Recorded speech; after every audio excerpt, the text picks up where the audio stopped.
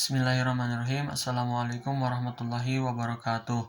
Perkenalkan, nama saya Saiful Ridwan. Saya berasal dari kelas 12 MIPA 4B.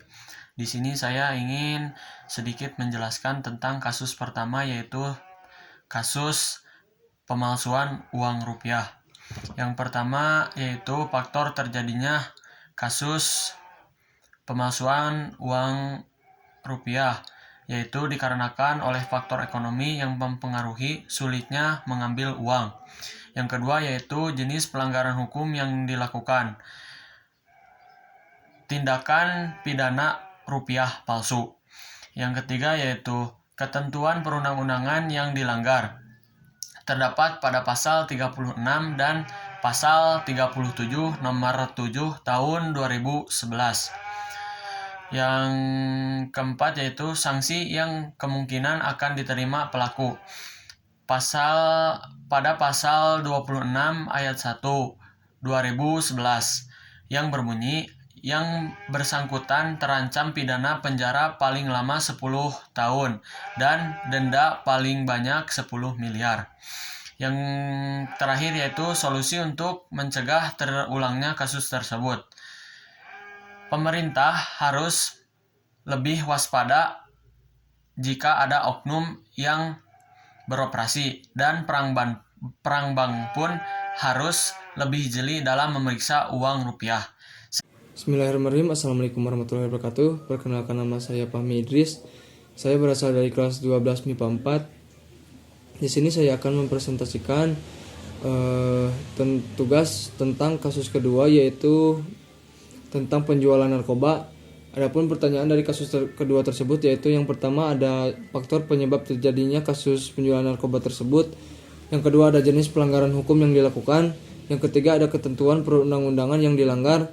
Yang keempat ada sanksi yang kemungkinan akan diterima oleh pelaku. Yang kelima adalah solusi untuk mencegah terjadinya atau terulangnya kasus tersebut. Baik, untuk pertanyaan yang pertama yaitu faktor penyebab terjadinya kasus penjualan narkoba tersebut banyak terjadi karena muncul rasa ingin tahu yang tinggi, juga karena memiliki seorang teman yang pecandu narkoba, sehingga kita bisa terbawa ke arus yang salah, atau juga bisa karena mengalami faktor ekonomi yang sangat rendah, juga bisa terjadi karena pelaku pernah mengalami kekerasan fisik. Untuk yang pertanyaan yang kedua yaitu jenis pelanggaran hukum yang dilakukan, yaitu menjual barang-barang ilegal atau barang haram, juga penyalahgunaan narkotika dan pengonsumsi obat-obatan terlarang. Untuk yang pertanyaan yang ketiga adalah ketentuan perundang-undangan yang dilanggar. Terdapat pada pasal 111 dan pasal 112 Undang-Undang Narkotika nomor 35 tahun 2009 atas kepemilikan dan penyalahgunaan narkotika, serta pasal 114 Undang-Undang Narkotika nomor 35 tahun 2009 tentang pengedaran narkoba. Untuk pertanyaan yang keempat adalah sanksi yang kemungkinan akan diterima oleh pelaku. Sanksi yang kemungkinan akan diterima oleh pelaku: dengan pelanggaran yang dilakukan, pelaku mendapatkan ancaman hukuman penjara minimal 5 tahun penjara dan paling lama 20 tahun penjara berdasarkan pasal 111 dan pasal 112 Undang-Undang Narkotika nomor 35 tahun 2009, serta ancaman hukuman mati berdasarkan pasal 111 Undang-Undang Narkotika nomor 35 tahun 2009. Solusi untuk yang pertanyaan yang kelima, solusi untuk mencegah terulangnya kasus tersebut yaitu bisa oleh pemerintah dan seluruh elemen masyarakat berusaha untuk meminimalisir penggunaan narkoba. Yang kedua ada bisa memperkuat keamanan ke lautan karena sering terjadi penyeludupan dari negara asing di kawasan perairan.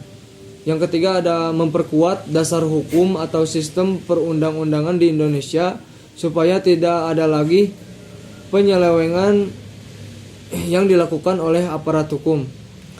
Sekian presentasi. Maaf, untuk kesimpulannya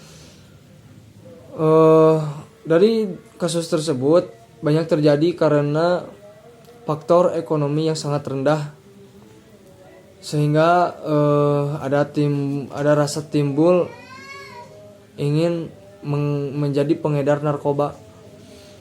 Sekian dari presentasi dari saya. Mohon maaf bila ada kesalahan. Wabillahi taufiq wal hidayah. Wassalamualaikum warahmatullahi wabarakatuh.